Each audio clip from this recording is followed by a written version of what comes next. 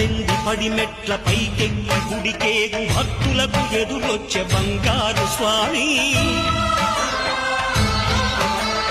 ఇరుముడులు స్పృశించి శుభమును దీవించి జన బృందము